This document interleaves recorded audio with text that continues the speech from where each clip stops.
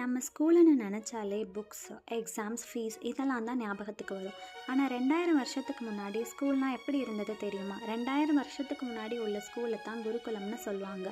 குருகுல பள்ளி கல்வி முறையில் படிப்புனா மார்க்ஸ் கிடையாது, வாழ்க்கையை கற்றுக்கிறது தான் அங்கே முக்கியம். ஸ்டூடெண்ட்ஸ் எல்லாருமே அவங்க அம்மா அப்பாவையும் அவங்க வீட்டையும் விட்டுட்டு வந்து குருகுலத்திலே தங்கி குருவோடவே இருந்து படிப்பாங்க. ஸ்டூடெண்ட்ஸ் சின்ன வயசுல இருந்தே சுயமான வாழ்க்கையை வாழ கற்றுக்குவாங்க. அவங்களாவே தண்ணி எடுக்கிறது, சாப்பாடு சமைக்கிறது, நேச்சர் கூட வாழ்கிற பழக்கமாக இருந்தது.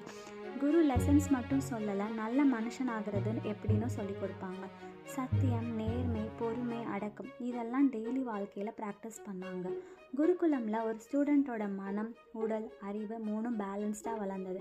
யோகானா உடல் பலம், மந்திரம்னா மனசோட அமைதி, வித்யானா அறிவோட தெளிவு. எக்ஸாம்ஸ் கிடையாது, ரேங்க் கிடையாது, ஆனால் குரு பார்த்து இந்த மாணவன் வாழ்க்கையில் நடக்க ரெடியாக இருக்கானான்னு டிசைட் பண்ணுவாங்க. இந்த கல்வி முறையில் டீச்சருக்கு மரியாதை, நேருக்கு நன்றி அண்ட் சமூகத்துக்கு சேவை இது எல்லாமே படிப்போட ஒரு பகுதி.